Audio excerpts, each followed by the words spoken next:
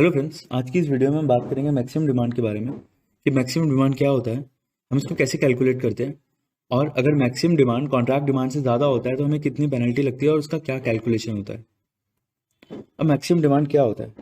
जब हम एक फैक्ट्री सेटअप करते हैं तो हमें इलेक्ट्रिसिटी बोर्ड को बताना पड़ता है कि हम कितनी इलेक्ट्रिसिटी कंज्यूम करेंगे या हमारा कितना लोड होगा। उस हिसाब से हमारा कॉन्ट्रैक्ट डिमांड फाइनल होता है।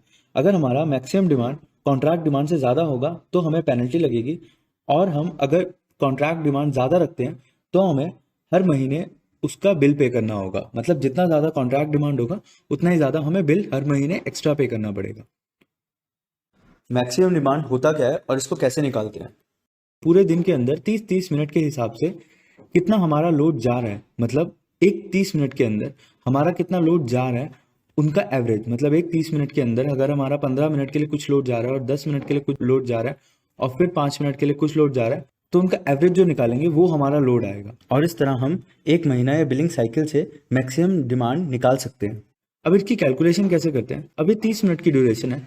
इस 30 मिनट की ड्यूरेशन में हमारा लोड एक बार जा रहा है 250 kVA, 12 मिनट के लिए एक बार जा रहा है 270 kVA और 8 मिनट के लिए जा रहा है 200 kVA। तो अब इसकी कैलकुलेशन कैसी होगी? 250 मल्टीप्लाई बाय 10, 270 मल्टीप्लाई बाय 12 और 200 मल्टीप्लाई बाय 8 डिवाइड बाय 30। तो अब जो हमारा लोड आ रहा है उस 30 मिनट्स का वो आ रहा है 245। ऐसे ही हम पूरे महीने का 30 मिनट्स का कैलकुलेशन करेंगे। मतलब पूरे महीने हम 30 मिनट्स, पूरे दिन का 30 मिनट्स और पूरे महीने का फिर जो सबसे ज्यादा लोड होगा उसे हम बोलेंगे मैक्सिमम डिमांड। कई लोग सोचते हैं कि जो मैक्सिमम डिमांड है वो जो पूरे महीने में जो मैक्सिमम लोड गया होता है वो होता है मैक्सिमम डिमांड। ये नहीं होता है। मैक्सिमम डिमांड हर 30 मिनट को हम कैलकुलेट करेंगे कि 30 मिनट की एवरेजिंग में हमारा कितना लोड मैक्सिमम है, वो हमारा मैक्सिमम डिमांड होगा। जैसे ये एक 30 मिनट का स्लॉट था, इसमें जो लोड आ रहा है वो 245 आ रहा है। तो ऐसे हर केस में हम चेक करेंगे और जो मैक्सिमम होगा वो हमारा मैक्सिमम डिमांड होगा। अब हम कैलकुलेट करते हैं कि अगर हमारा मैक्सिमम डिमांड कॉन्ट्रैक्ट डिमांड से ज्यादा होता है तो हमें कितनी पेनल्टी देनी पड़ेगी। ये एक इलेक्ट्रिसिटी बिल है जिसमें कॉन्ट्रैक्ट डिमांड है 250 और जो एमडीआई गया है इस बिल में 286.80, मतलब 287। तो अब जो हमें उस पर चार्जेस बिल पे करने पड़ेंगे, हम उसकी कैलकुलेशन करते हैं। ये होते हैं फिक्स चार्जेस। मतलब हमें चाहे हमारा बिल जितना भी आए हमें 250 कॉन्ट्रैक्ट डिमांड के हिसाब से देने पड़ेंगे। अगर एक्सीड होता है तो हमें पेनल्टी देनी पड़ेगी। अब इस पेनल्टी की कैलकुलेशन है 287 मल्टीप्लाई बाय 250। 287 है जो हमारा मैक्सिमम डिमांड गया है और 250 है ये फिक्स रेट है, और मल्टीप्लाई बाय 1 है हमारा ड्यूरेशन।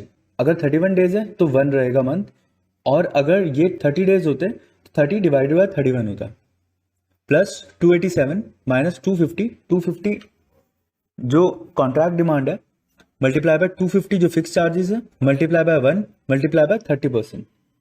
30% जो हमें पेनल्टी पे करनी पड़ रही है। इस केस में जो हमें पेनल्टी देनी पड़ेगी वो 2775 देनी पड़ेगी। अब अगर इन केस हमारा एमडीआई 200 kVA भी होता तो भी जो हमें पेमेंट करनी होती वो 250 मल्टीप्लाई बाय 250 मल्टीप्लाई बाय 1 करनी होती, क्योंकि उस केस में हमारा कॉन्ट्रैक्ट डिमांड 100% कंसीडर होगा। इस केस में 287 कंसीडर हुआ क्योंकि हमारा एमडीआई ज्यादा था। ये जो 30% है ये हर स्टेट का या हर इलेक्ट्रिसिटी बोर्ड का अलग अलग रहेगा।